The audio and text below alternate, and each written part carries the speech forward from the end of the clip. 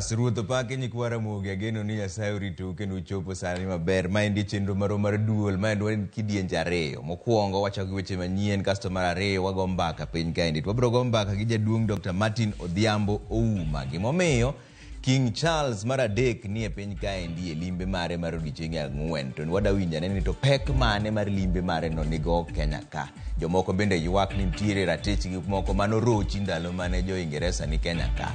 Gidwaro ni mondo ng'i kaka ichulogi. Wabro penjo go ni to mano nyiso nang'o. Nitiere gwandruok moro koso onge to biro ne kaendi no nigo teku ila mane mpaka mobro go timbe dwa winjo pachi. Ari adek auchiel nonone kaka inyalo yudo wa. Anto nyinga Trevor Ombija. Jandingo panga jonyakach dendo nombija taya nyakwar guok kocha pesa. Magi weche manyien mawango.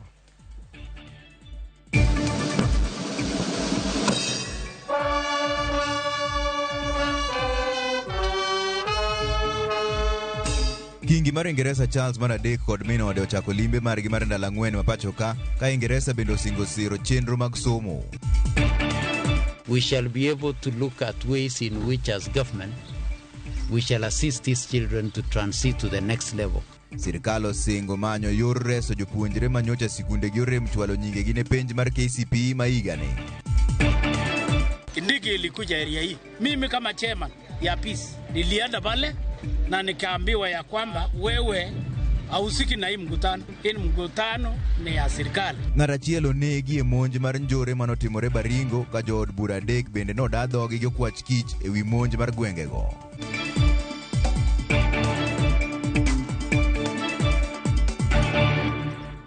Ero kamano kuom keto Ramogi TV kaendi jaloko marwa en Elizabeth Otieno. Wachaka ni weche manyien kaendi jopuonjre mag klas 8 manyocha oweyo oko e kinde timo ndikruok ne penj maduong' mar KCPE nyalo yudo fuong'ruok kendo timo penj mabiro mar neno ni gin bende giriwore gi jopuonjre wetegi e klas 9. Maendi noyangi kod migawo mar somo e odiochieng' mar ariyo mar penjgo manochakore nyoro. Jafwambo marwa Judith Omondi leronwa kaka penj notimore kawuono. E odiochieng' mar ariyo mar penj madongo mag KIPSEA kod KCPE, jokanyo mag migawo mar somo pod ne omondo yawo kontena mag penj kogwen. E kaunti ma Kajiado, jagoro maongirore migawo mar somo Belio Kipsang ne oriwore kod komishona gi director mag somo e kaunti no mar Puodho ka penj go ni kare kinde ma ichwalo gi e skunde. Belio koni kaka piny owacho gisechako chapni mar neno kaka jopuonjre manyicha ok ondiki kaka jotim penj kata bende gisebedo ka giikore ne penjgo oyudo kony kendo dhi nyime kod somo. Jopuonjre gi yangore ni jopuonj maggi ne oweyo oko ma ok ondiko kaka jotim penj e kinde mane ging'e ni mae penj mogiki e pacho kae. Jok ma Belio koni jopuonj go biro ting'o. Those will not be able to sit for this KCPE. We shall be able to look at ways in which as government we shall assist these children to transit to the next level. So between now and the time we release the results, we shall make sure that we shall have created mechanisms. But what we have said and what we said yesterday, we told our directors and our teams on the ground to make sure that these candidates are in the centers that we are expected to register them so that we can make alternative arrangements of them sitting for this exam. Kaluwore gi ng'ikruok manyo bedi e kaunti ma Marsabit odiochieng' manyoro, mar koth mapek mane omiyo chak penj ma odeko, piny owacho koni giseketo ikruok mondo mi mano kik chak timre kendo. The most difficult was in Marsabit because notwithstanding the availability of helicopters, the early part of the morning was fairly missed, which also made it difficult for the choppers to take off. But at the end of the day, we are very happy that the whole country was able to sit for the examinations. Today, I have been informed by our regional director for Eastern that rains have subsided in Marsabit and Wajir. There are some little rains in some parts of Okampani, but we are managing it. Mashogu, mani omondo I container makibera, kaunti ma Nairobi to kwayo mondo mi jopiny e gwenge marita noke kaka Garissa, mondo tudre gi apisa magarita wi malingling mora mora, ahinya to e kinde gi mag penj. I also want to send my very sincere condolences to the families of those who were affected. That is very, very unfortunate.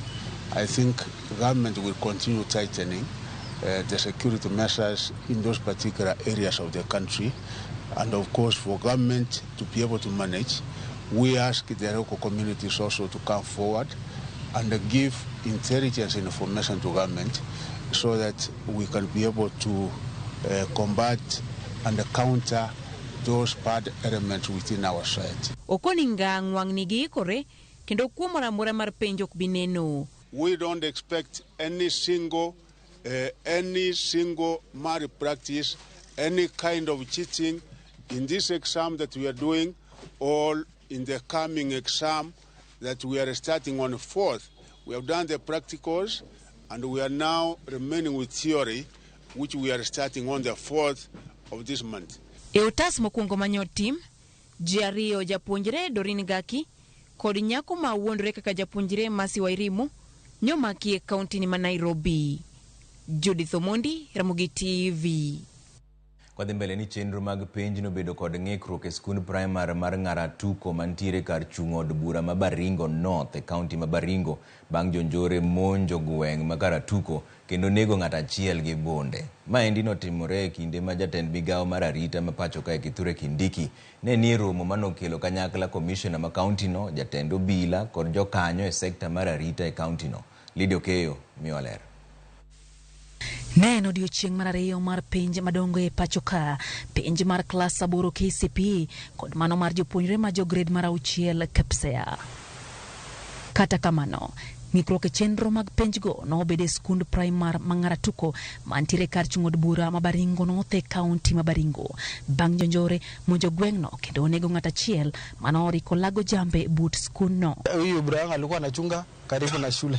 Sisi tulikuwa ile side nyingine. Alipiga risasi, wanapiga yake risasi ile inakuja tu kama maji, si ati risasi moja, si ati ile inakuja moja kwa moja.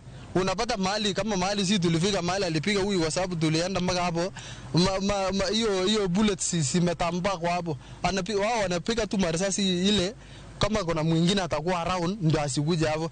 Muoch mar magina no kelo luoro kod buok ne jopuonj, jorit penj kod jopuonjre manochuo ringo weyo tese mag penj kapok oduoki kuonde ma ikanogie. Kata obedo ni penj go to nosetieki kendo ne jorit penj choko otesego. Sasa ile bunduki ililia tunakutana na watu wanakutana na watoto wanakimbia huko nyumbani kwa sababu mahali walikuwa hakuna security. Hao askari wanachunga exam na wawili. Watoto wakaamua tu kutoroka kukimbia huko manyumbani huko. Gimano weyo ganda kod wuoro en ni monjni notimore kinde ma jatend migawo mar arita Kithure Kindiki noriko ni romo gi jatend kwach kich ma Baringo, kamishna, jatend obila ma gwengego kaachiel gi jokanyo e sekta mar arita. Romo mano bagilo ruk mana kilomita machuo koya kama monjno notimore. Kindiki ilikuja area hii na akakuja kushika mkutano hapa. Yeye ilikuwa hapa na tayari amesikia. Na yeye hata wakati tulisimamisha yeye hapa akakataa kusimama, akaenda. Tunaambia Kindiki, hapa hivi ulikuja kweli ndio, lakini ulikosea kutuambia 2 3. Tukwambie ile sisi tuko naye shida. Kuna mambo ambayo akubiki wewe, ile wakubwa hawezi kukuambia, lakini raia hivi chini huko ungekuta maneno ambayo ungesikia. Jonjore gono chulal gi jamni makwan gi pokong'e ka jopuonjre ma gwengego ntiere kod luoro kaluwore gi monjno anyato bang' piny owacho singori darita e gwengego e kinde mag penj. Serikali wanataka tungoje mpaka lini? Watu wauliwe mpaka lini? Wanataka watu wangapi wauliwe ndio serikali wajua kwamba hii watu ya Saimosoi wameumia? Na mimi nataka niongee na rais. Kwamba rais, kweli kuna mambo ulisema wakati ile uliomba kura, kwamba wakati natashika hii kitu kuweka kura, kwamba wakati natashika hii kitu kuweka chini pa hivyo namna hii mkora itachama makaa. Motelo ne monjno apisa mago kwach kich no dawo jo siasa dik maya e kaunti ma Baringo West Coast mama wacho dak magwengigo mondo mi onyal wenye kandigi wach ma wachore ni osebedo ka kelo rochruok mararita e gwengego. Jotelo gono tingo jod bura Matiati William Kamket, Senator ma West Pokot Julius Murgor kod jod bura ma Sigor Peter Lochakapong. Lydia Okeyo, Ramogi TV, Nairobi. Jaga chenro mar loso budget mar sirkal Margaret Nyakango nyiso komiti matayo twak e kind riwruok mar Azimio kod piny owacho mar Kenya Kwanza ni migawo mar omenda owinjore ose kuom chal marach mar uchumi mar Kenya ka. Nyakango yango ni thoth hola ma sirkal osebedo ka kawo onge ber mosekelo ne jopiny kendo onge ler mayango kuonde mane omenda go otiye. Nyakango bende onyiso sirkal ni medo usuru mar VAT e chiemo kod mauta nen paro marach e kinde ni mapek mar ngima omako oganda. I have been approving payments of public debt and I've looked at what we are paying for. Many of those things cannot be identified. You just find a name of why we borrowed. You cannot trace it to anything. You cannot tell what the money was spent for, and therefore there was no economic gain from that borrowing. It is just like taking Fuliza and then you go to the bar and drink it all. You go back home, you'll find your family hungry, and you'll find all those other things. So I don't really need to gainsay this. That is what we have been doing for a long time. Komiti mar od bura marango weche maoko ne odayo dho ji ang'wen mamoko nogwel ne lemo mag mbetre mag Kenya e pinje maoko.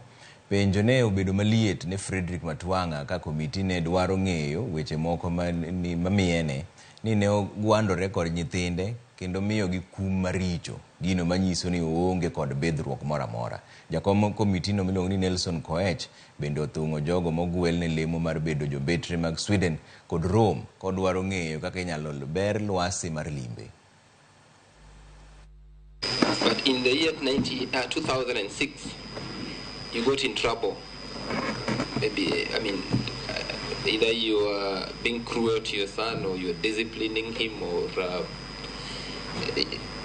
you exhibited some level of cruelty to your son, and police were looking for you.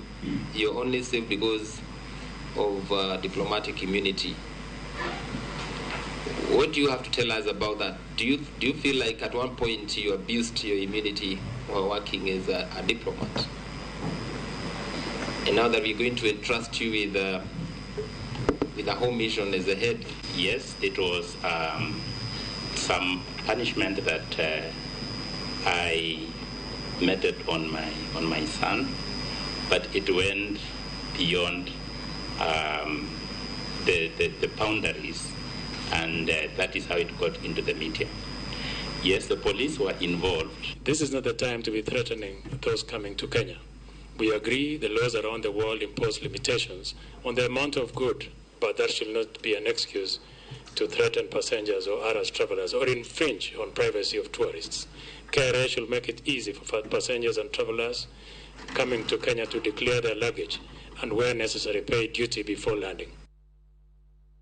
Mpaka modhigo gi Dr. Uma bang'e ni limbe mar ndalo ang'wen mar kingi mar Ingeresa Charles mar adek kod min ode Camilla nochakore ayange pacho ka endi kawuono. Joka kingi norwaki okinyi ma kawuono kod jatend piny Kenya William Ruto kotene kod min ode Rachel Ruto e kar jot mare ma Nairobi kaendi. Bang'e to kingi kod min ode ne olimo kuonde mamoko e bure Nairobi ka moriwo koda ka paw hembko mar Uhuru Gardens. Kaka jafwambo marwa Simpros Okinda lero, tend Ingeresa bende osingo siro chenro mag somo e pacha kae. Kingi Charles mar adek kod min ode Malkia Camilla norwaki e pacho ka okinyi ma kawuono ayanga kod jatend piny William Ruto e kar jot mare. Mana kako winjore jolweny no pangore mar rwako kingi.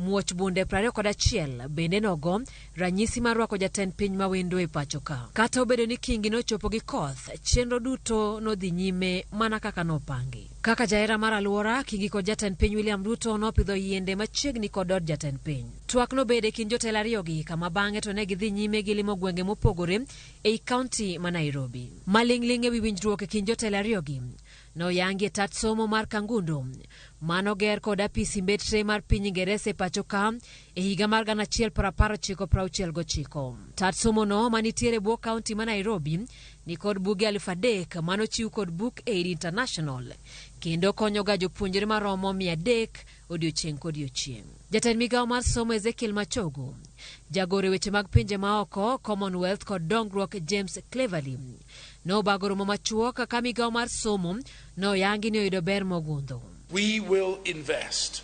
£4.5 million to support education reforms, including the presidential task force reforms. We had in a discussion because we have quite a number of other programs.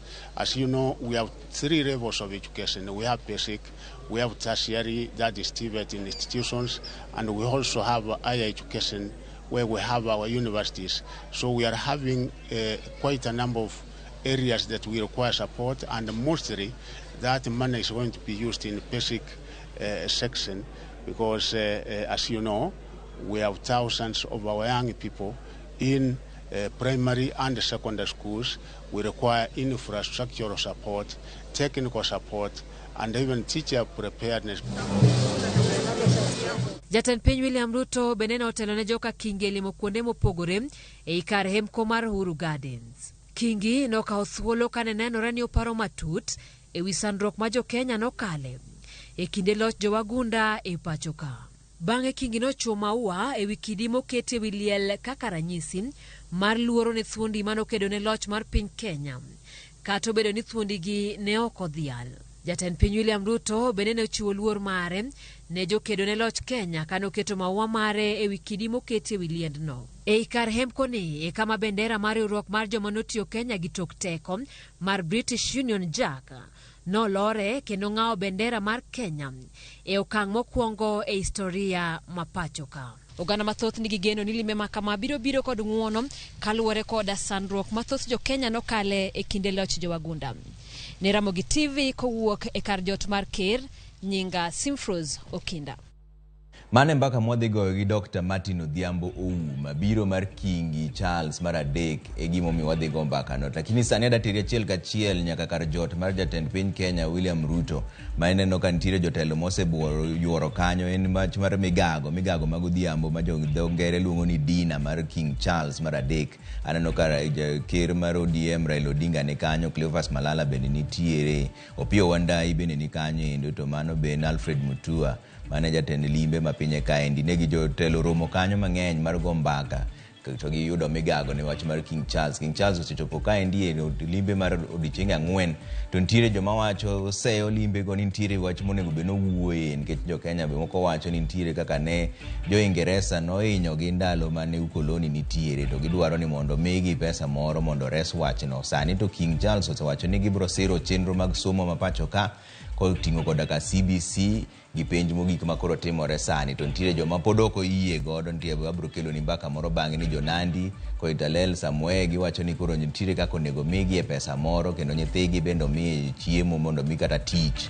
To koro gimodhi penjo Dr. Martin Ouma ka ni koro mano giketo Kingi kama tek koso oyo, nikech koyie ni jo Ingeresa notimo marach bin nyalo kelo jiemo, to kolinga linga moko duoko wechego tena chaya mage mbaka mobro goyo. Lakini pichni minenogo to maga achiel koa kar jot mar jatend piny Kenya William Ruto, masani koro ntiere chenro mar migago ne King Charles mar adek. Oduogo bang' dakika matin.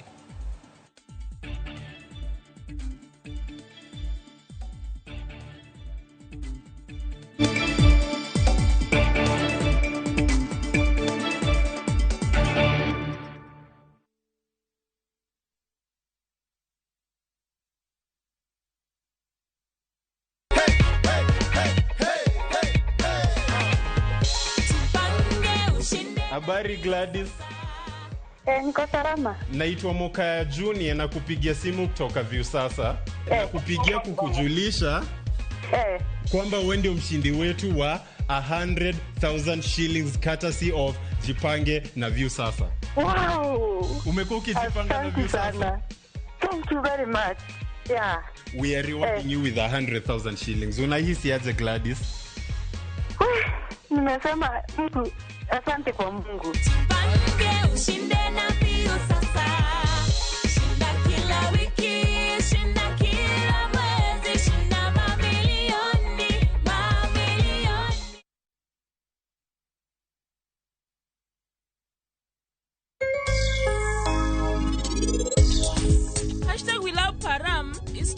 social media to sani wan gitag mar ji million pradek to piny mangima sani Dana kamin param woka nyaka pod ngima. Dawana wachoni lamo en gimoro maduong' to konyoga ji. Ana kuoyo ute mondo ulamne param kamoro achiel gi weya mamer. Meher nyathina. Giparam onego gichangi. To wana singra chakre kawuono ok bi wang' kendo.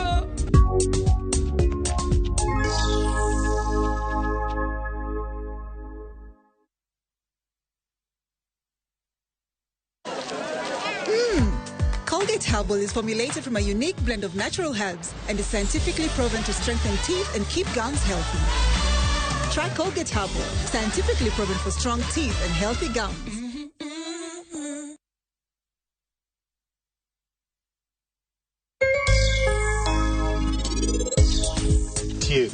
Nitie opilo makech matino, nitie opilo makech ma medium, alafu nitie opilo makech madongo. Mama.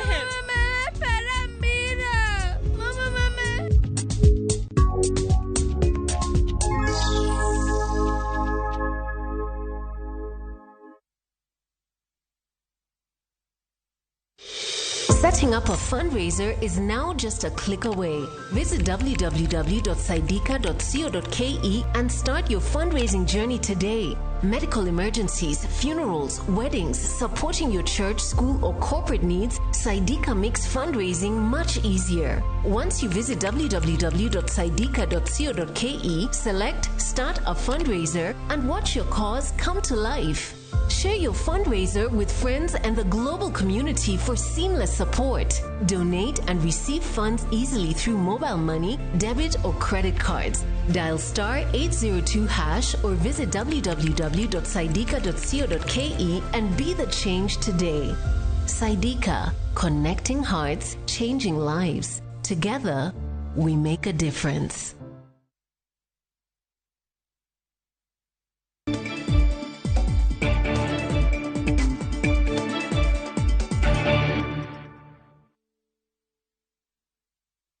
Erokamano kuom keto RAMOGI TV kaendi wadhi ane mbele gi weche madhi mbele kaendi ni ywaruok ewi wach mar lowo mayudore Njiru Choka gi Mihango olokore kendo jago moro e bwo nying mar Dominic Mamasi wacho ni en owuon ne ok ouso lowo ne josiasa ma osenindo miluongo ni Gershon Kirima. Ka okalo e ng'ur ma ochwale doho, Bernardo Zishezo de Masi dwaro mondo nywande e burano kendo dwaro mondo doho orang malong'o ng'eto manyocha ogol gi jang'ad buche tarik 23 dwe mar 10 higa montiere ni madwaro ni jogo ma odak e lobno odar kapok okalo tarik 31 dwe mar 12. Jago no kwedo ripot mayango ni ne uso lobno ne mosenindo Kirima kendo osebedo gi lalruok gi ji ma odak e lobno mondo yudi kaka ginyalo dak.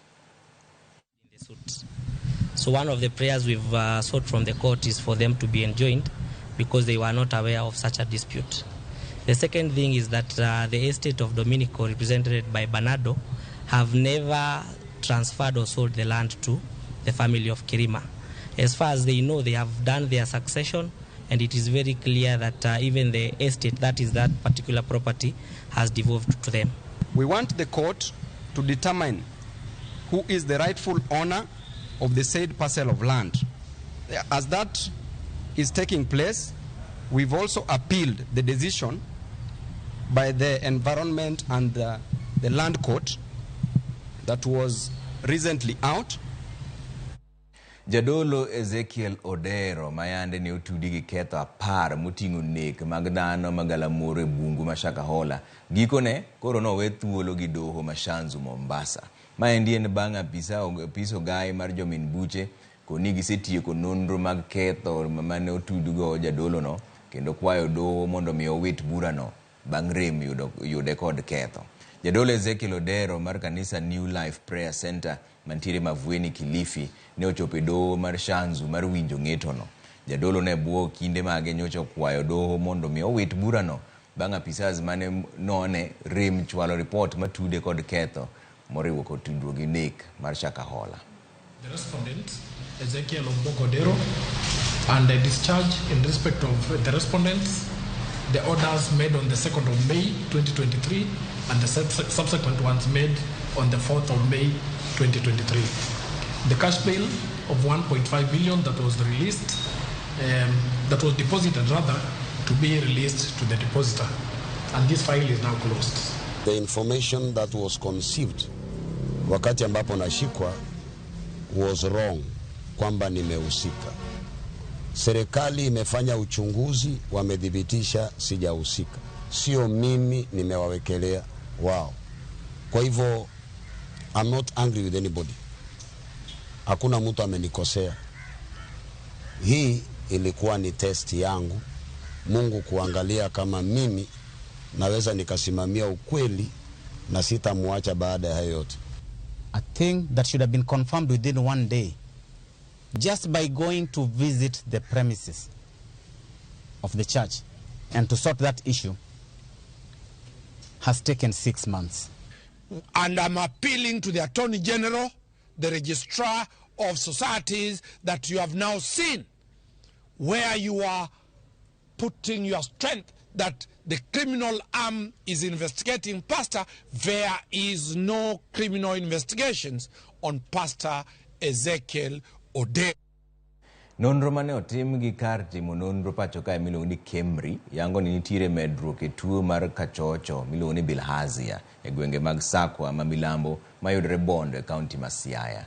Nonro no yango ni tuo no chopo atamalo 11.27 kwan ma yangore ni ne ni malo saidi. Kata kamano migawo mar thieth e makruok gi migepe mamoko osingo mar chwalo yedhe ne oganda e gwengego mar thiro medruok e gamo tuono makoro ogoyo tach e alwora mwawuoye sani no. Apisa marango weche tudruok mag tuoche ma ojuang' e kaunti ma Siaya Charles Oduor lero ni chenro no ibiro taa kokalo e tiyo gi tuoche achiel gi oganda gi jolony bende. Chakre tarik 3 nyaka tarik 6 wadwa chiwo yien ma free i South Sakwa. Kech nyechwa pimo jo South Sakwa wayudo ka bilharzia kod worms ng'eny kanyo. Wadwa miyo yien gi nyamrerwa, kendo nyamrerwa bo chiwo gi kwa ot ka ot. Koro wakwayo jopiny mantie South Sakwa ward mano Bondo sub county mondo ka nyamreru obiro to giyie mondo gimuony yien gi nikech yien gi bo konyogi, kendo yien gi osepim gi sirikal oyud ka gibo konyo kendo dak gi hiny ng'ato. Kech yien gi kidhi nyiewo to nengo gi tek, to koro ma sirikal okelonwa gi nono.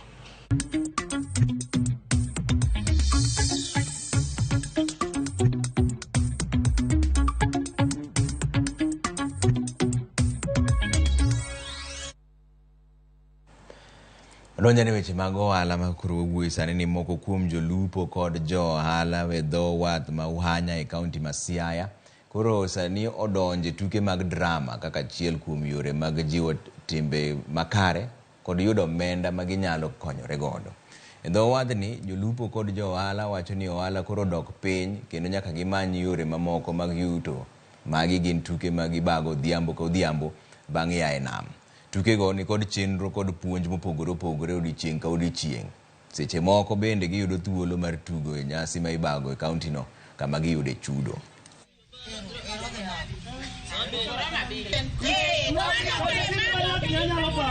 Gimokela e Uhanya ka masani atimo en tij lupo, lakini koro tich mo seche ma waonge gi gina nafas mar ginene no to wakawo ga condition mar biro to watimo training marwa ni to mae tugo moketo wa iye ka, but sana sana tich mwalure godo serious to en lupo, lakini koro mata enana gimoro mwanyalo kale mwanyalo ketho godo time. Tugo mwatugo ka watugo tugo mar comedian mar lombo ji, kendo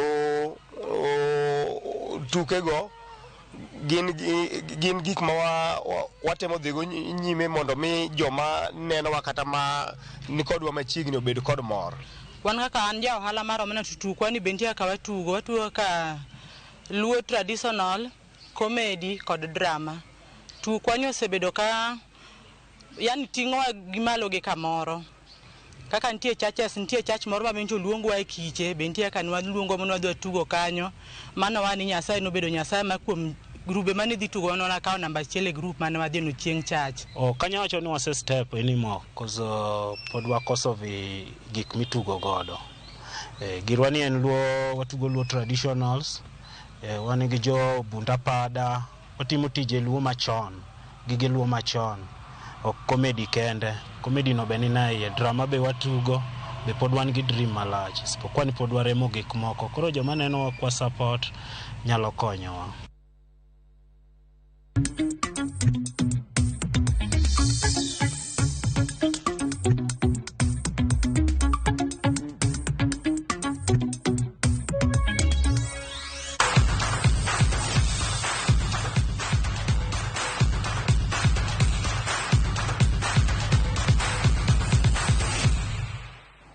Madonjane weche mag tuke ni tuke mag adhula e lig maduong' mar KPL duogo odiechieng' makiny e peyo mopogore opogore ka tugo mar Mairito gi Siso biro bede kind klab mar Shabana gi Gor Mahia e lap Makasarani. Klab mar Shabana pok obedo gi duoko maber e lig maduong' ka nyaka sani gimako thuolo mar 16 e chung' mar timbe gi points 7 bang' tuke 8.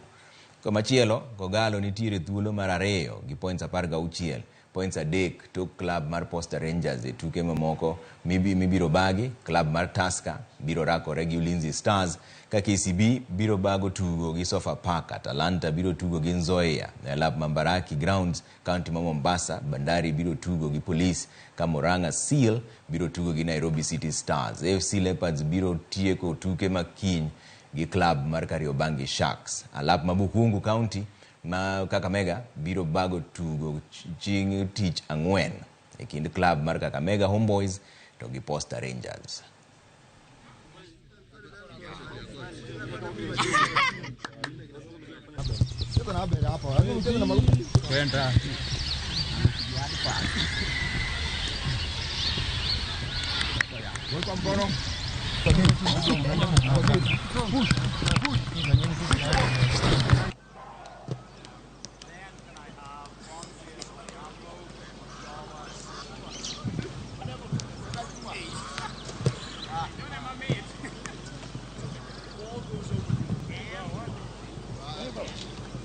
Kwa kanyo ni kaunti ma Siaya biro bago tielo mar 2 mag tuke adhong' e lig maduong' pacho ka endi mibiro bagi kochakore tarik 2 nyaka 4 dwe mar 11.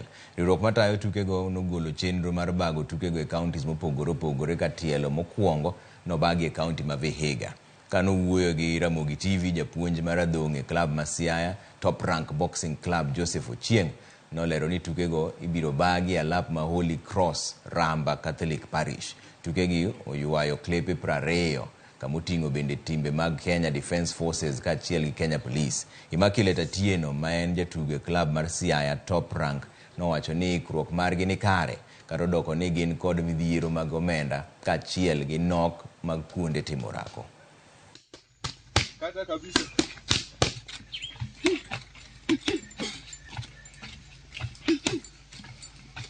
Waseikre maber. Mogik makale mang'eny en kaka training wango go maber. Gisani watrain e dala coach. Mabende kbe samoro ka koto chuok wabi training.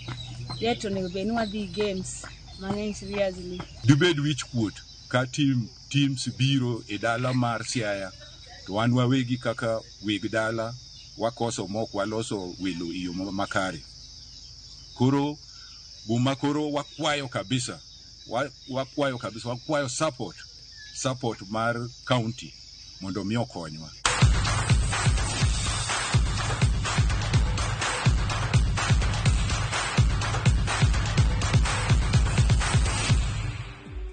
Mane maloro chenro mar tuke gi kidieny mokwongo mar duol kwa duogo bang' yueyo matin to geno mar bedo gi jaduong' Dr. Martin Odhiambo Ouma men japuonj weche tudruok mar pinje man University of Nairobi mano Diplomacy and International Relations gi dongere.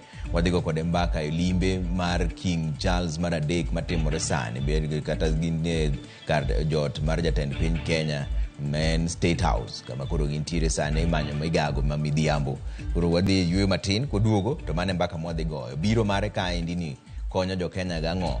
Ten wach mane ma jo Kenya bende wacho ni nitiere kaka jo Ingereza nohinyogi noketho ratich gi ndalo machon gi ukoloni to gidwaro ni mondo migi ratiro to ratiro no chalo nade. Mane mbaka mwadhi goyo gi Dr. Martin Odhiambo Ouma e yor mbui. Kik idhi mabor ahinya.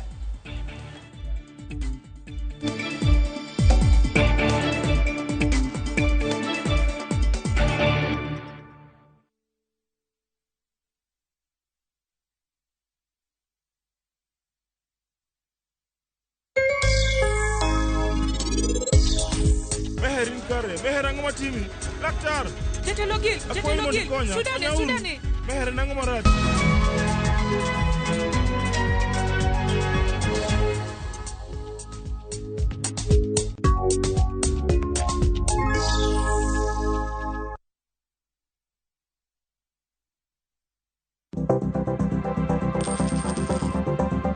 Mondo mi ikungo omenda e yo mayot kendo e yo mowinjore, onego ibed kod paro mar kungo dwe ka dwe, juma ka juma, kata odiochieng' kodiochieng'.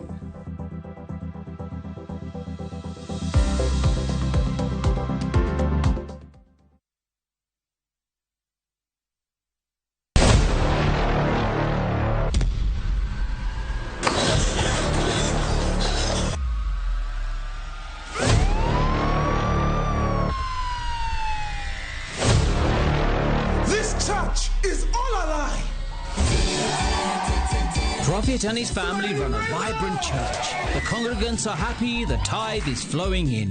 A heavenly dream is promised to all. But Prophet has a secret, and his church is driven by greed.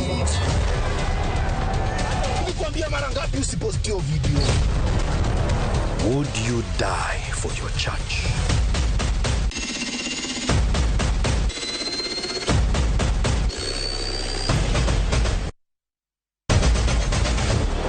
Get out of my church. Shambhala Wanyama. Available now, only on View Sasa.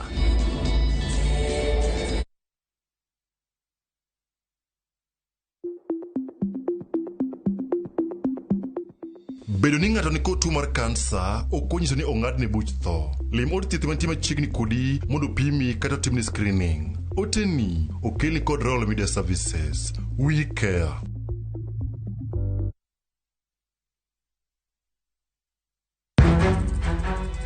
Samoro hera biro gi lit kod kuyo. Akwayi ni mondo ing'wonna. Samoro hera biro kod luoro kata mana mirima. Ketoga singo mag mriambo kende. We ang'isi adier Sarabjit Singin. Hango na gimora mora ka. To pende ni wacho miriambo. To samoro hera fwenyore kuom nyathi matin maonge ketho. Jogi paro ni pifo param ofuo ahinya. To paronwa ni ok rachero ng'ato kendo. Ok wachak wadhaw kendo. Mokwongo param dwaro ranyisi mar adier. Joot rito kendo joot nyalo kelo lit. Kaka nene chal ni podi iyo wang' koda. Dibed ni in podi paro gima an natimoni. Kata kamano, joot pod gin joot. Sarpanch ji. Dawe an madhi kuongo tugo. Asewacho ni an ema dhi kuongo tugo. Choti Sardani. Wuok tich nyaka ngeso saa 2:15 otieno. Mana e Ramogi TV.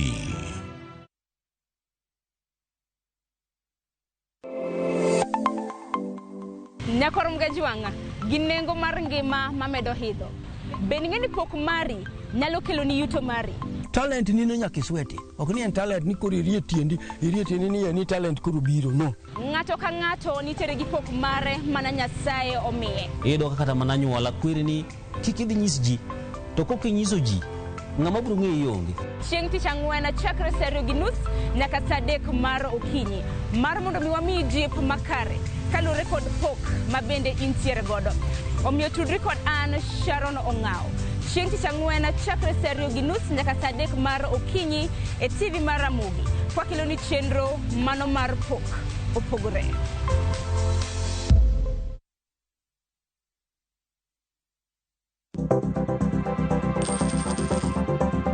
Mondo mi ikungo omenda e yo mayot kendo e yo mowinjore, onego ibed kod paro mar kungo dwe ka dwe, juma ka juma, kata odiochieng' kodiochieng'.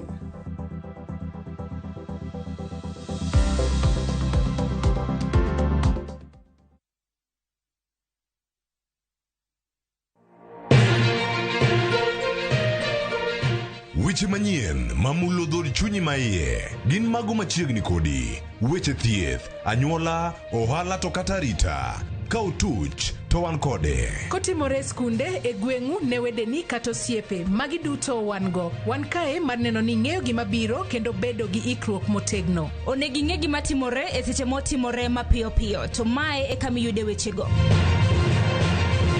Nikech Kenya en marwa waduto, to Ramogi TV en odwa. To kendo wantie iye kanyakla achiel kaka onagi. Ma en rupiny kod mbaka oromo. E Ramogi TV. Sud machiegni mondo wago mbaka.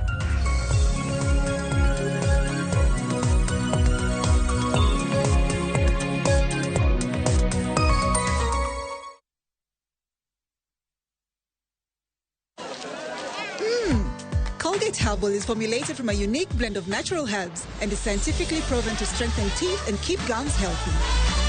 Try Colgate Herbal, scientifically proven for strong teeth and healthy gums.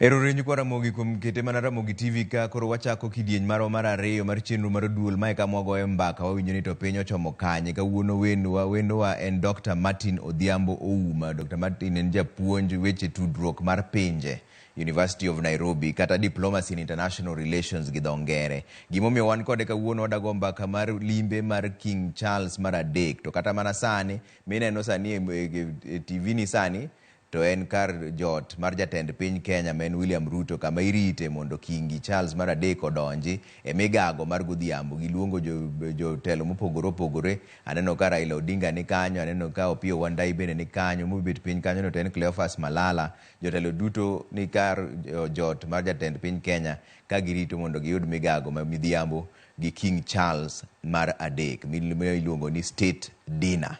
To wachaka ne mbaka gi jaduong' Dr. Martin Ouma. Daktari, erokamano ahinya kuom miwa sechegi. Biro mar King Charles mar adek ni nigi pek mane ne oganda ma Kenya? Erokamano ahinya Trevor kuom rwaka e studio mar Ramogi odiochieng' ma kawuono. Jo nyikwa Ramogi duto agora nwero kamano kendo arwako network. Trevor, yiena mondo akunga tim ng'eyo mara, nonro mara. Iluonga ni Dr. Martin Odhiambo Ouma. An jachula Rosenga e gweng' miluongo ni Kamasembe. To mana kaka iwacho, an japuonj e mbalariany ma Nairobi, University of Nairobi. Erokamano, we mondo wadhi e twak ma odhiambo ma kawuono nie. Biro mar King Charles e Kenya entie gi ber mane. Mokwongo, nyaka ber ka wang'eyo ni King Charles en achiel kuom jotelo madongo ei piny mangima. Nikech omako area momako gin pinje madhi 15. Omiyo ng'at makamano kabiro, jatelo makamano kabiro ei Kenya, nitiere ber mang'eny ma wajo Kenya wadhi yudo, ma kaka jokanyana bende onego wabed ni kisungu wacho ni we strategize ourselves.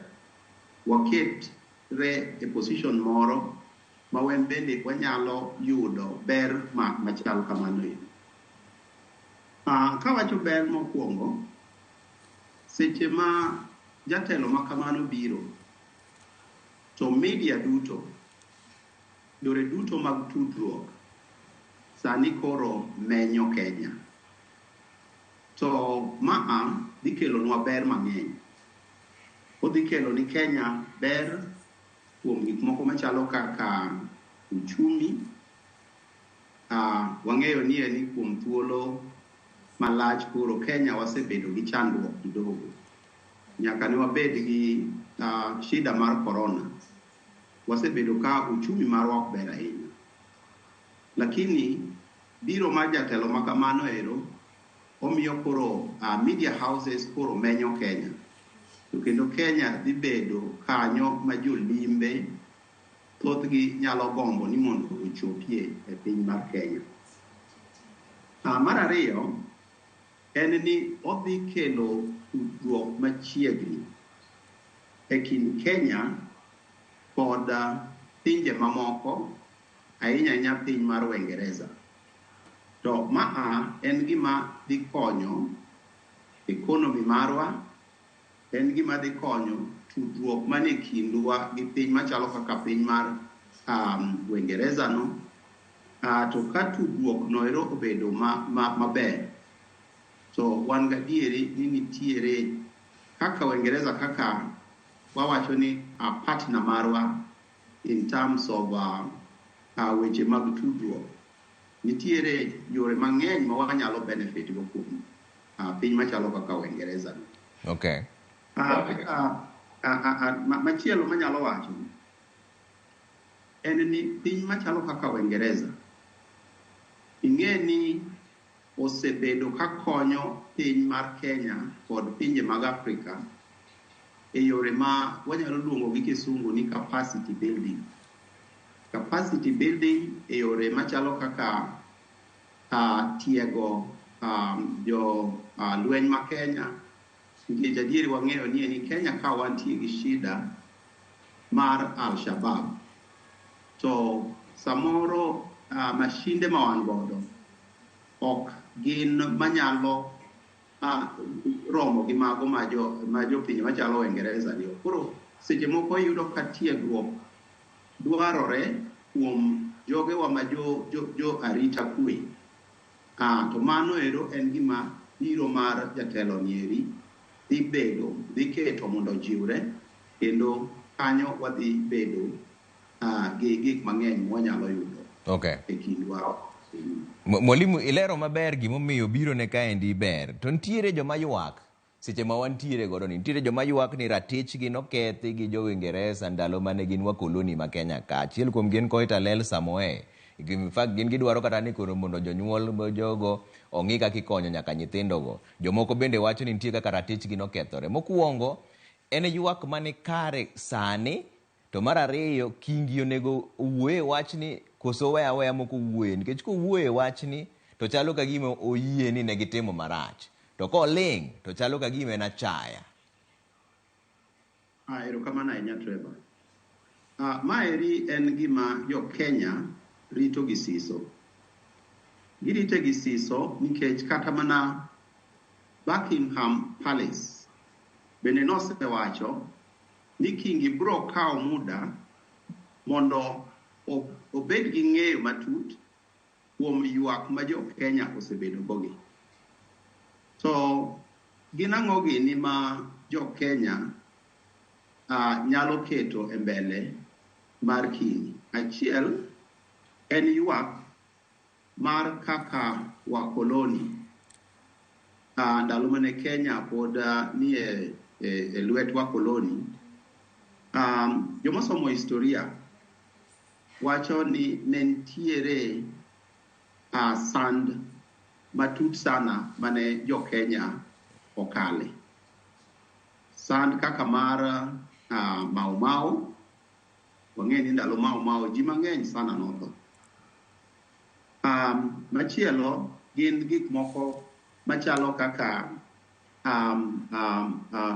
kwa ng'iyo gik machalo kaka sani iyudo ka nentiere puothe madongo manene jo Waingereza nokawo, to ne gin mag jo piny Kenya ma thothgi pod gintie godo. Iyudo kidhi kuonde machalo kaka Laikipia, iyudo ka gintie gi very large tracts of land.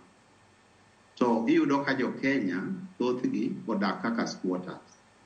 Mano ang'e ni gima samoro ka thuolo yudore to poni inyalo wach kode. Machielo kendo ma bende jo Kenya ywak ni go jo piny Uingereza en ni ndalo manene jo Uingereza tiyo ne nitie gik ma aluongi dho ngere ni historical artifacts. manende okaw e Kenya to otere piny Uingereza. To yudo ka magi e kisani gintiere e kuonde nyiso gi history kaka museum ma kono ero, to kendo gikelo ni pinyno ero nweng'o maber. Kinyalo paro gik machalo kaka the man eaters of Sabo, mago ing'e ni jo Uingereza nokawo kendo giketo e museum margi. Koro magi gin gik ma jo Kenya osebedo ka kwayo ni kaber to mondo duok negi. Adhi e penjo ni kakipenjo ni to be en ywak maber. An gadieri ni en ywak maber. Nikech adieri gini oseyal kata mne court, ma court nowacho ni jo Kenya ne rights maggi obedo violated. But gima nyalo wacho ni en jo Kenya kik bed gi expectation maduong' sana. Weche gibro terne mbele ne, lakini expectation to kik gibed go maduong' sana. Nyalo dhi maber, samoro bende ok nyal dhi maber. Lakini an gi geno ni nitiere gimoro mabiro wuok. Gimomiyo awacho kamano, nikech ing'e ni King Charles nyaka koro nyocha obed kingi. Tiyudo ka Kenya e mokwongo diero kaka piny ma obiro bire mokwongo. Onge piny mosebire e Afrika. Kenya e piny mokwongo mobire e Afrika. Koro bende nyiso maling'ling' moro ni en tiere kod chuny maber kod jo Kenya, to ma eri nyalo kelo ber moro. Ka koro wawuoyo weche mag bedhruok, daktari, in kaka itimo diplomacy weche mag bedhruok, ma be gima kingi onego bed ni wuoye sani kobiro ka, kose en wach monego leng'e aleng'a, ma en wach ma ibiro wuok ka koro dok kuchocho tiyoro kata mana wach moro, kose en gima onego wuoye seche gima ntiere kano? Erokamano ahinya Trevor. Jatelo maber en ng'at makwongo ling', to owinjo wach ma jopiny dwaro kuome. To ochako dok, to odhi oluongo aput mare gi jogene. To gigoye mbaka ni to e gima jopiny Kenya dwaro. Unu neno nade? Nikech ing'e ni demokrasia mar pinje mosedongore kaka Uingereza ok oyie ni ng'ato kaka kingi nyalo bedo kod just unilateral declaration ma decide ong'ada e chunye to wacho ni e kaka wadhi timo. En gima nyaka obi mana kaka winjo Buckingham Palace nosewacho ni kingi dwaro ni mondo owinjie matut kuom wachni, aeto koreka obro neno ni to ang'o manyalo timore. Koro samoro ok onyal bedo mabiro mapiyo kamano. Ling' to obro ling' mawinji, to onyalo winjo aeto dok to obiro bedo piny gi jogene, to gigoye mbaka, gineno ni to wanyalo konyo nade, to wan gi resources marom nade wanyalo konyo. Aparo ni kamano. To daktari, ratiro ilagi inyalo dwar nade marito wat? Ing'eni nitiere kaka samoro inyalo dwaro gimoro ma be kichak ketho wat kendo kata osiep. Ere kaka inyalo time nade mondo ji yudo ratiro ma gidwaro, to wat mar jo Ingereza bende ok kethre? Ang'o ma koro onego tim sani? Erokamano. Adieri kiyawe maduong' ahinya, jo Ingereza wacho ni you be careful you don't open Pandora's box. So samoro onyalo bedo ma pek kata mana ne jo Uingereza goeko. So ema aneno ni gima gibro timo koponi giyiego ma bende walemo ni mondo giyie ni ginyalo konyo jo Kenya. So gima ginyalo dhi timo en ni ginyalo manyo jok maratichgi noketh zaidi, aeto ginyalo yudo thuolo mondo gigo mbaka gine ni to jogi ere en kiwango mane ma wanyalo konyogi. Nikech adieri mana kaka iwacho, ka nyaka ging'i ni to ratiro margi ma waluongo ni image margi in the international arena to dhi bedo nade. Nikech ing'e ni adieri nitie kaka kitime to onyalo ginene ma unenru kaka jok moko maricho in the public eye e international arena. To ing'e ni kwang'iyo weche mag tudruok mag piny ka piny rito interest mare. Piny ka piny neno ni to interest mara ni kanye kaka. Koro an kaka taparo ni ka giwinjore to samoro ginyalo winjore ma gitime e yo moro ma ok gikete e lela ahinya, ma ka giseoro kata mana jombetre maggi to dhi ng'iyo ni to jomage mane ratich gi okethore ahinya to be pod wanyalo yudogi. Aeto gimanyo yo moro ma watiyogo ni the back channel diplomacy ma ok ong'eng'ore ahinya e gine mar pinje duto, nikech mano to bende kendo unyalo kelo seyo ni piny maru. Piny ka piny rito interest maru. Mano en principle maduong' e gine mar diplomacy ka. Nitiere dwaro mang'eny ma ji osekete mbele kingi kanyo ka giwacho. Jomoko dwaro ni mondo duok gik moko kaka lemo mag ringre ji, kaka wi jomoko manong'adi chon ndalo mane ji gore. Jomoko kaka jo Kenya Human Rights gidwaro ni kingi ogonegi ni mos, ni notimore marach ndalo cha, wakwayo ng'uono. Mano ben dwaro mane kare, nikech ka koro wendo biro to dhire ni udwaro no wachnu ni okwa ng'uono. To kata ndalo no samoro ento no onge kata. To mano ben dwaro mane kare ka koro dokor ka wach mar bidhruok. Okay, erokamano ahinya. Adieri ji nitiere gi dwaro mopogore opogore. Nitiere jok madwaro ni mondo duoknegi ringre machalo kaka wang'eyo gima notimore ne Koitalel Arap Samoei. Wang'eyo jok ma bende ringre gi nolal bang' tho. To gima samoro ok ong'ere maler ni samoro ringre gi eki ndio jopinjegi jo Uingereza temo notimo magi eki. To bende ne gikawo gi magi preserve gi, magi kano gi. Mano gima nyaka gi gine ni mokwongo. Mar ariyo, ing'eyo ni en ni mwawacho ni richo mag kwere en olu kata nyikwagi. To ma en gima piny Uingereza dwaro temo matek mondo kik onyenyre e lela ni en ne gitimo richo. Kata kopo ni gidhi timo magi, to gidhi timo apanda. Koro an gima paro en ni kata debed mana ni waketo dwaro marwa, kaka ji mang'eny to ikore ni waketo dwaro marwa. Ma ok ang'e ni be giboyudo thuolo nikech kingi no to be chopo ire ok yot ahinya.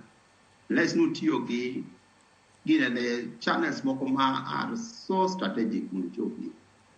Baraparo ni eni kik waket demand moro maduong' ahinya ma kendo koro dhi nenore kagima wajo Kenya is like ok warwako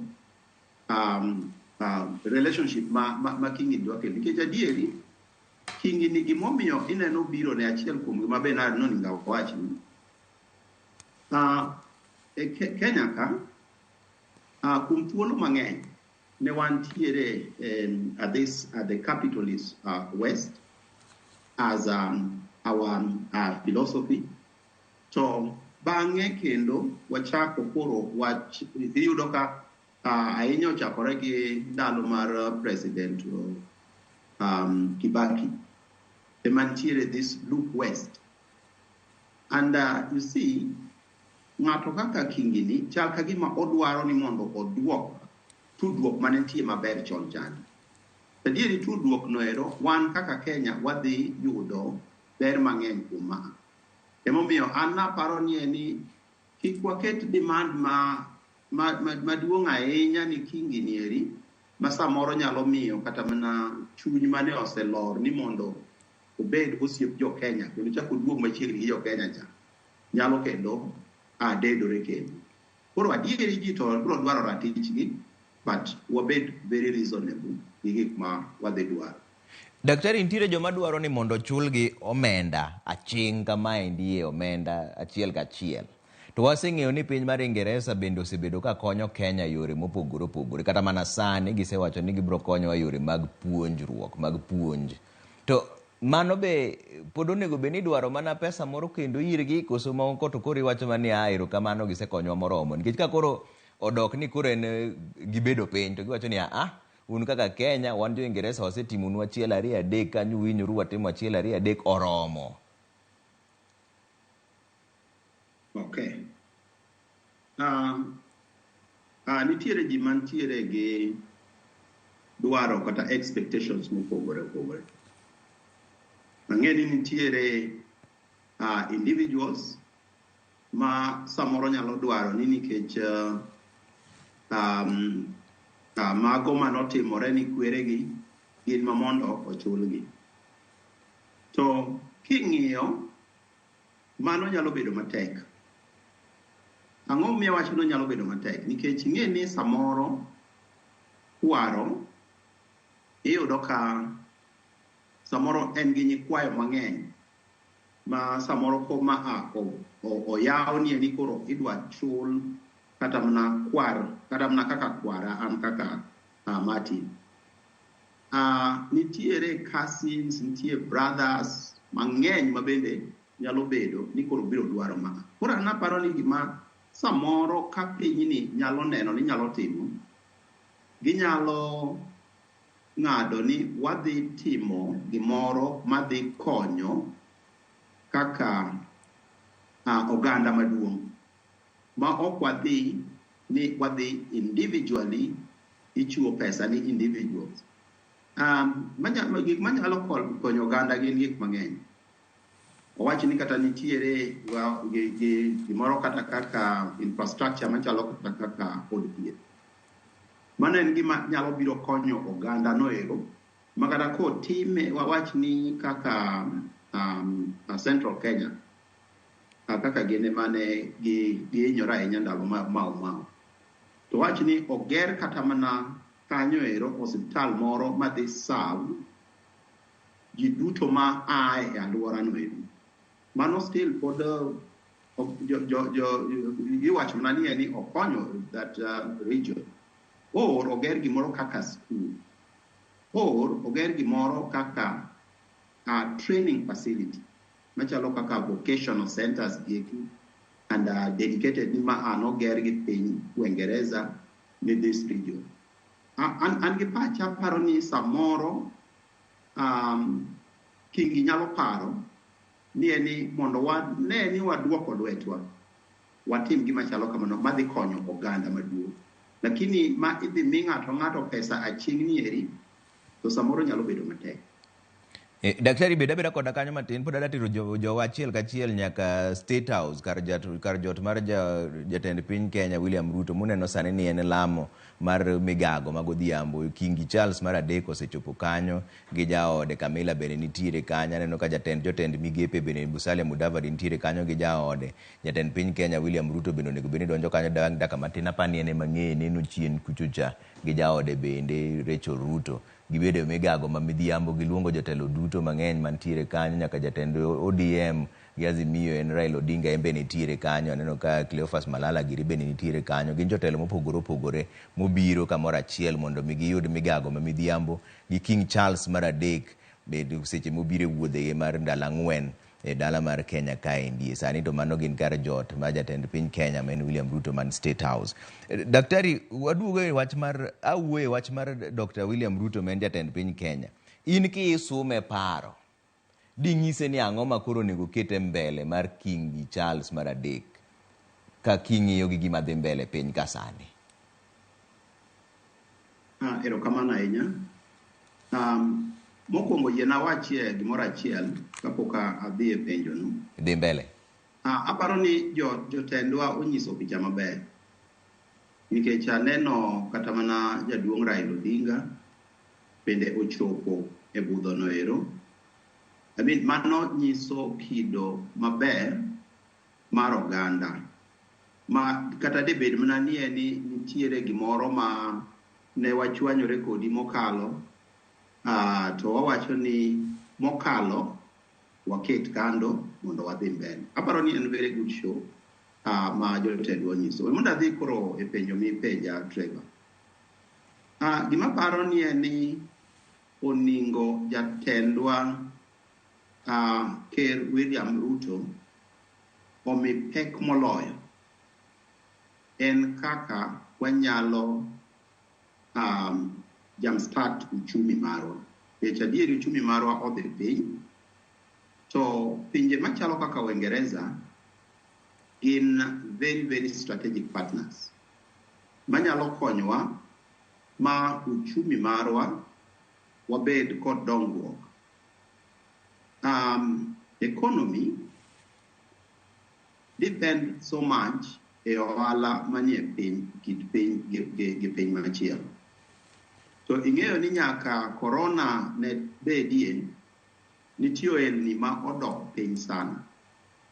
Ohala kaka nineno mar horticulture, mago ne odok piny. To mago e kuonde mane Kenya ne yude pesa ma wanyalo bedogo ka warango economy.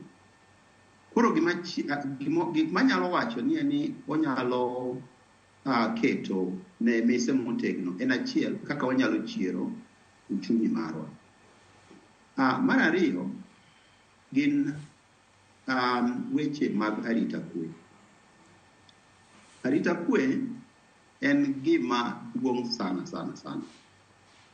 And piny kaka Uingereza en piny maduong' mantiere gi a lot of resources, to ginyalo konyowa e arita kwe, especially area machalo kaka the coastal region, area ma okava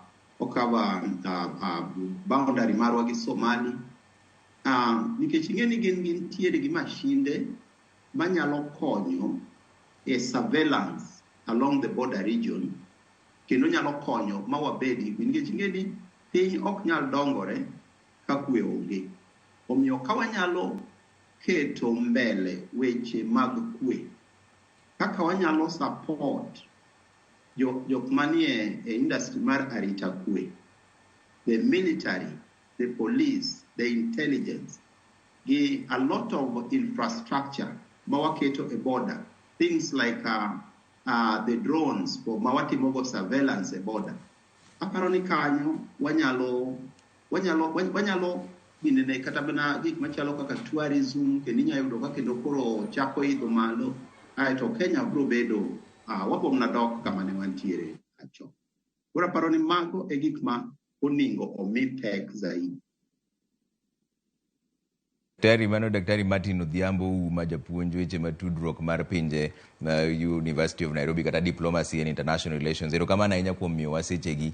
Aneno ka sani koro mbaka moro dhi mbele, jatend piny Kenya William Ruto wuoyo sani e kar jot mare mar State House. Wawinj aneno wacho nang'o. Once scenic beauty and tourist charm, our country will live up to its reputation as magical Kenya and exceed your expectations. In due course, you will have occasion to tour many areas of great personal significance for you and your family, and many others of equal historic significance and importance for both our countries. You will witness the immense accomplishments made by Kenya and the United Kingdom during 6 decades of strong, dynamic, and fruitful bilateral relations, as well as exemplary events which took place over 7 decades ago. We note with deep admiration your commitment to the conservation of biodiversity and climate action, the youth, and innovation. We know you intend to continue on your visionary path of progressive and futuristic leadership in restoring the vitality of our planet and promoting shared prosperity in the Commonwealth and beyond. A good example is the Mau Forest Complex, a water tower forming the catchment area for the Mara River that supports the world-famous Masai Mara ecosystem and which was admitted to the Queen's Commonwealth Canopy Program in 2020. We also note with appreciation your expression of willingness to acknowledge the painful aspects of our shared history, your exemplary courage and readiness to shed light on uncomfortable truths that reside in the darker regions of our shared experience are also very commendable. This is a highly encouraging first step under your leadership to deliver progress beyond tentative and equivocal half measures of past years. We are therefore confident that under your visionary leadership, the Kenya-United Kingdom relations will continue to prosper for the benefit of our two countries and peoples. We also note your commitment to the Commonwealth and the will to sustain the transformational momentum to make it an exemplary community of nations distinguished by unity of purpose, inclusive progress, and shared prosperity. Your visit, therefore, provides us with an opportunity to close ranks within the Commonwealth family in order to provide an inspiring beacon of hope in the possibility of transformative collective action on an ambitious and global scale.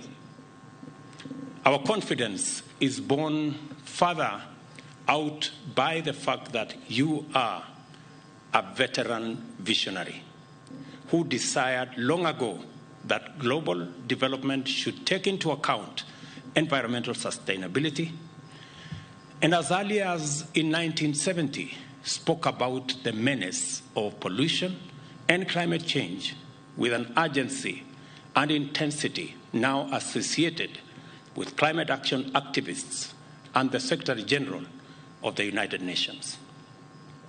Your Majesty, although it has been indicated that Kenya and the United Kingdom are celebrating 60 years of diplomatic relations, this by no means implies that our peoples were total strangers before that. Neither does it mean that we live in denial of our history. We cannot live as prisoners of the past.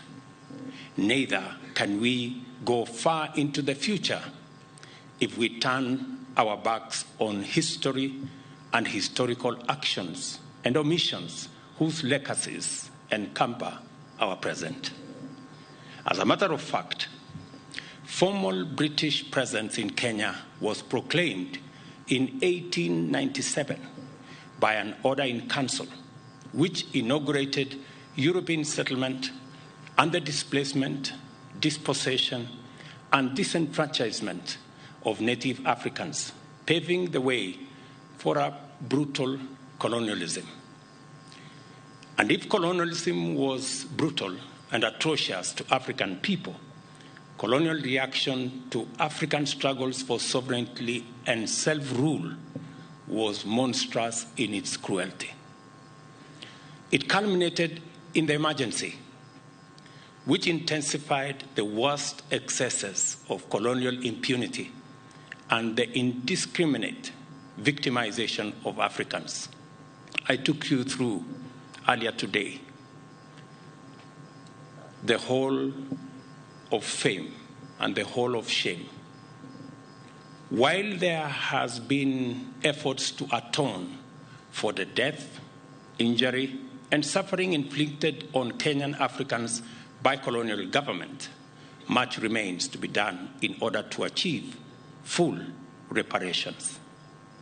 I am optimistic that through the Kenya-UK partnership, we shall keep up our endeavor to inspire the change we hope for by making people and their well-being the fundamental consideration in our pursuit of trade and investment, defense and security, conservation and climate action, research, development and innovation, as well as our work of designing a future that works for present generations and distant prosperity.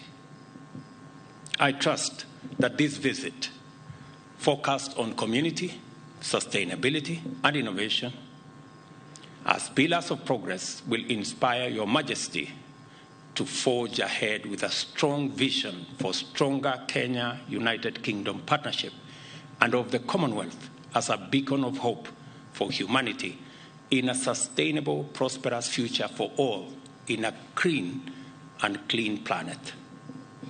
I wish you great success on this visit and much delight during your stay in Kenya.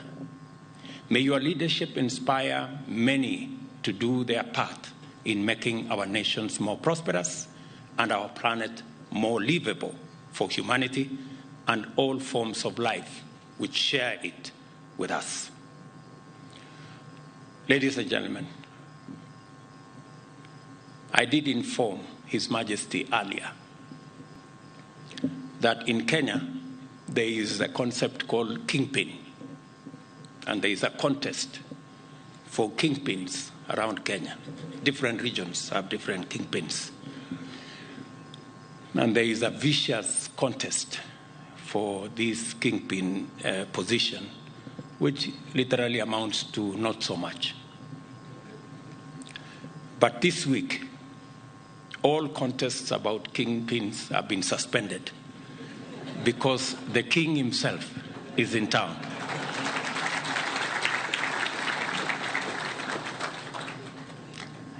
Let us drink to the long life and good health of His Majesty King Charles III and Her Majesty Queen Camilla, and to the enduring bonds of friendship and partnership for the shared prosperity of the people of our two great nations. Thank you. God bless you. God bless Kenya. God bless the United Kingdom. Asanteni sana.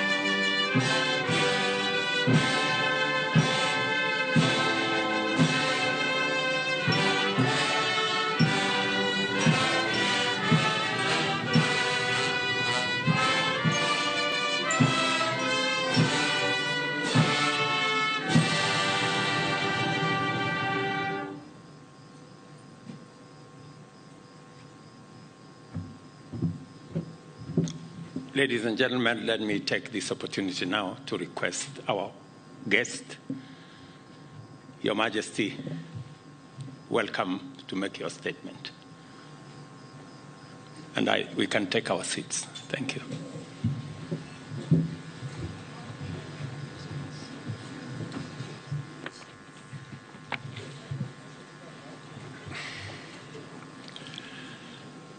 Mabibi na mabwana, hamjambo, niaje, ni furaha yangu kuwa nanyi jioni ya leo. I cannot tell you what a great pleasure it is for my wife and I to be back in Kenya once again. I am enormously grateful to you, Mr. President, Madam First Lady, for your most generous invitation to make this state visit. The tremendous hospitality you have shown us and the wonderfully warm welcome that you and the people of Kenya have extended to us have touched me deeply. If I may say so, it is particularly special to be able to return to this extraordinary country in the 60th year of your independence. Today, Mr. President, you and I stood by the mighty Mugumo tree, which marks the spot where almost 60 years ago the Kenyan flag was first raised. It seemed to me that the tree is thriving, strong and deeply rooted, just as this great republic and her people continue to thrive. It means a great deal to my wife and myself that in our coronation year, our first state visit to a Commonwealth country should bring us here to Kenya. We both take considerable pride in renewing the ties between the United Kingdom and Kenya, a country that has long held such special meaning for my family. Najisikia kama niko nyumbani.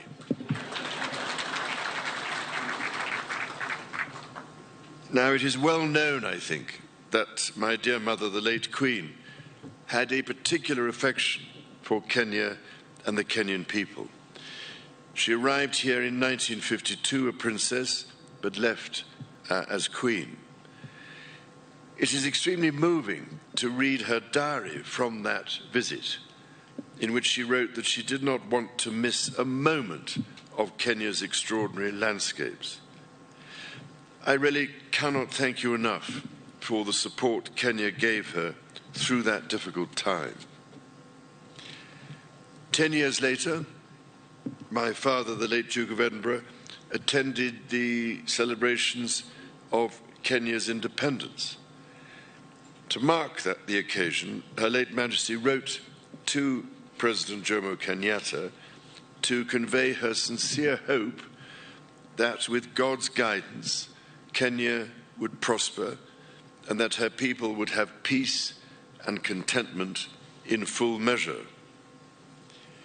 Nearly 50 years later, it was here in sight of Mount Kenya that my son, the Prince of Wales, proposed to his wife, now my beloved daughter-in-law. For my part, I recall as if it were yesterday my first visit to Kenya in 1971 with my sister, the Princess Royal. I was, it is fair to say, somewhat younger then, and I can well remember the meeting I had with President Jomo Kenyatta, a towering statesman who inspired such great admiration, affection, and respect. On subsequent visits here, I was most fortunate to be able to spend some time with Kenyan conservationists, from whose profound knowledge of their environment I learned so much. Among them was the late great environmentalist and Nobel Prize winner, Wangari Maathai, someone whom I greatly admired and loved. And I'm very much looking forward to spending a little time with her daughter this week and to planting a tree in her mother's memory.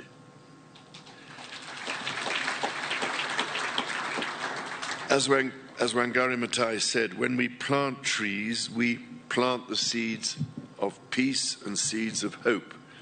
We also secure the future for our children. This is a sentiment that, as avid dendrophiles, lovers of trees, I know, Mr. President, that you and I share. Indeed, having been planting trees for most of my life, I thought I was doing rather well. But your ambition to plant 15 billion trees makes me look rather more critically at my own efforts. Ladies and gentlemen, my own and my family's special connections to Kenya are but one example of the myriad links between our two countries. The British people hold a deep affection for Kenya and visit in their tens and even hundreds of thousands every year. By the same token, I am delighted and proud that so many Kenyans choose to live, work and study in the United Kingdom. Before travelling here, my wife and I held a reception in London to celebrate the invaluable contribution of Kenyans and British Kenyans to almost every field of British life, from the arts to medicine to academia. I was as touched by their affection for the United Kingdom as I was immensely grateful for what each of them brings to my country. It is the intimacy of our shared history that has brought our people together. However, we must also acknowledge the most painful times of our long and complex relationship.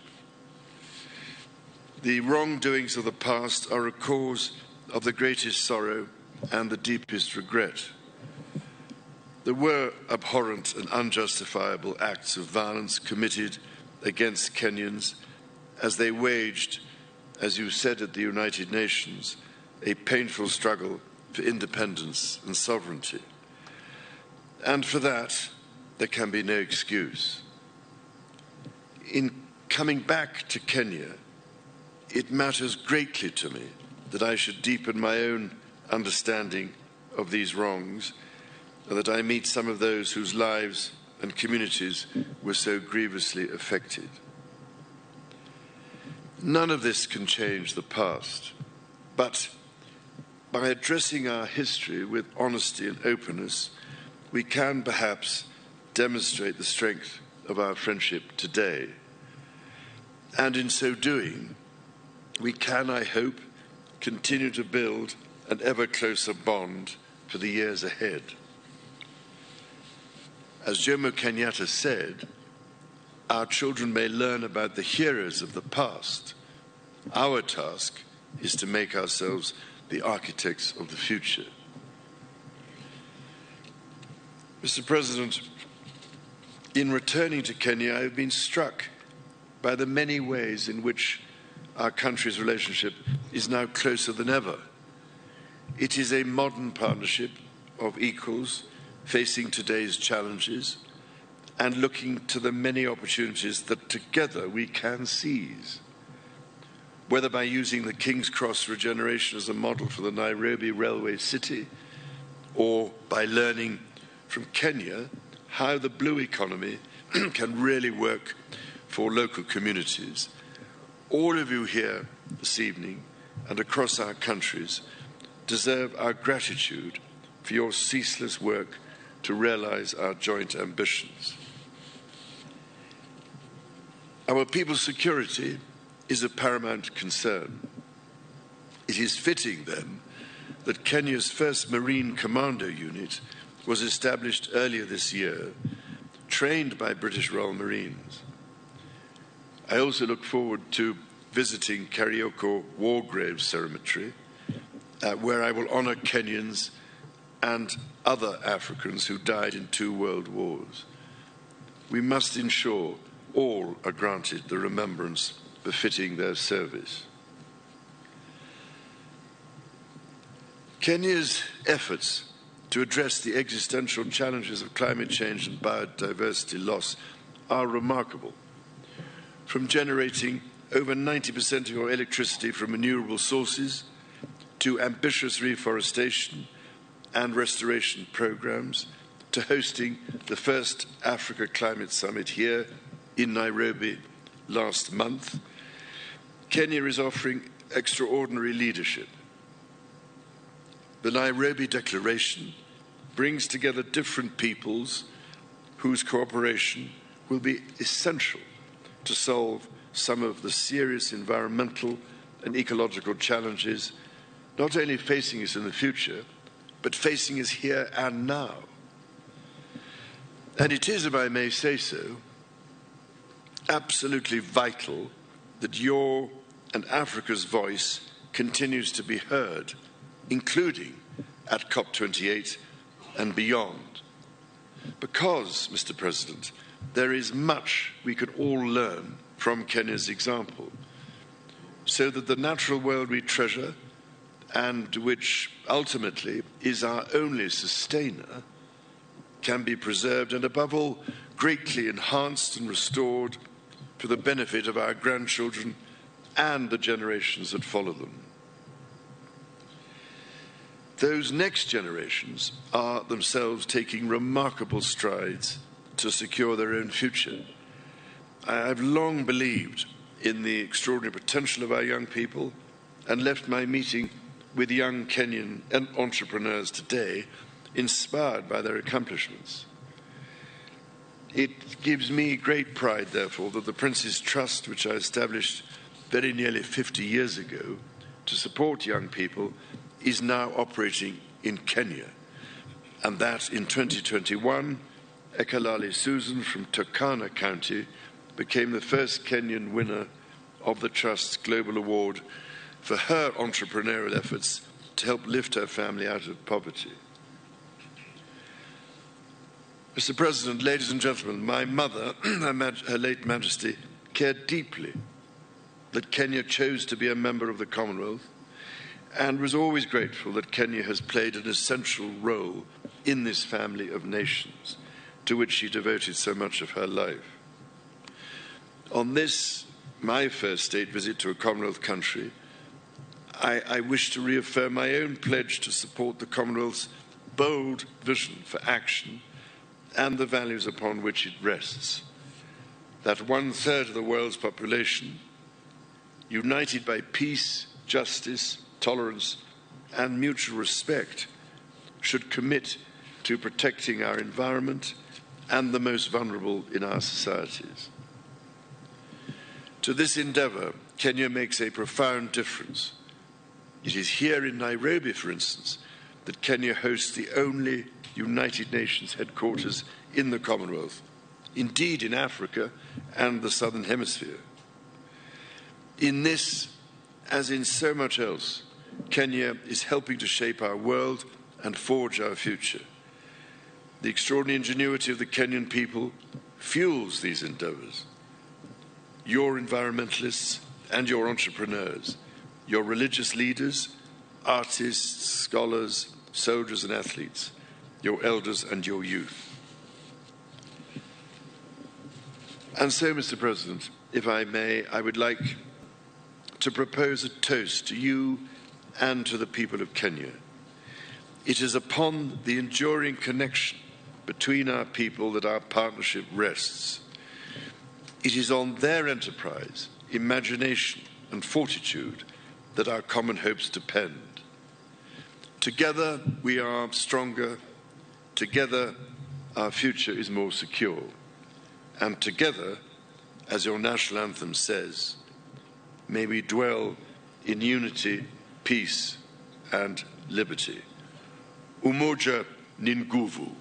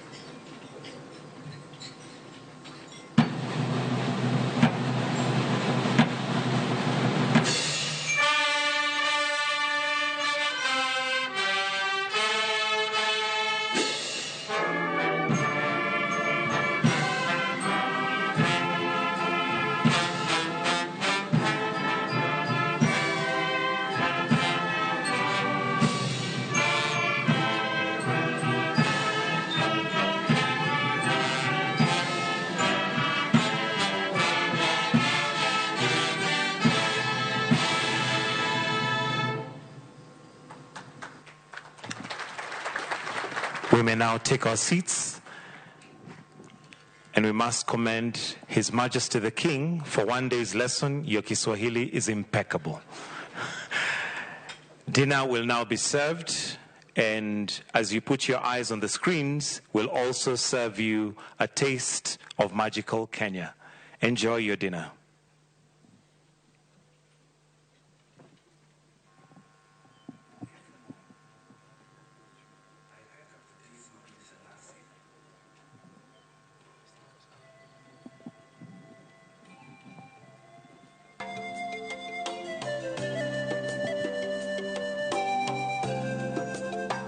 This is Kenya.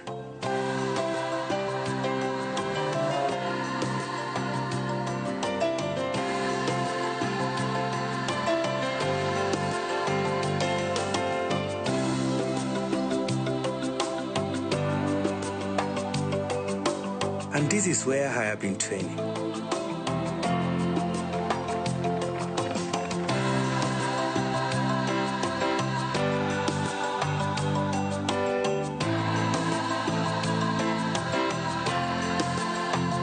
This is where cold metal dreams come true.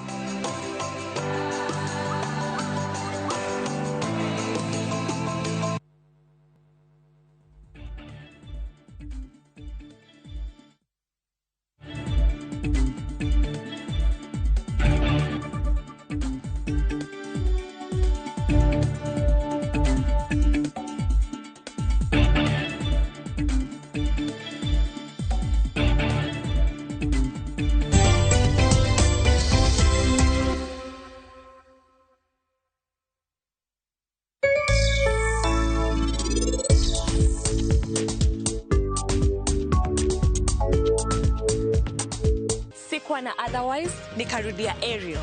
Mi hupata clean and fresh results kwa mwosho mmoja tu. Ariel ndio siri yangu. Sasa story yangu iko popular sana. Ariel, usafi bora kwa mwosho mmoja tu. Ageno ni ano kawiro makeup mangenya hinya. Angadio ni nitire nyako kae momoria hinya. Introducing Kundali Bhagia in Luo. This is a story of two sisters who lost their father, and in their quest to find their mother in another town, they find love. Anaere inya prita. Tokendo kimora more wi mora. Enjoy this romantic drama of Kundali Bhagia in Luo on viewsasa.com. Mano bera hinya.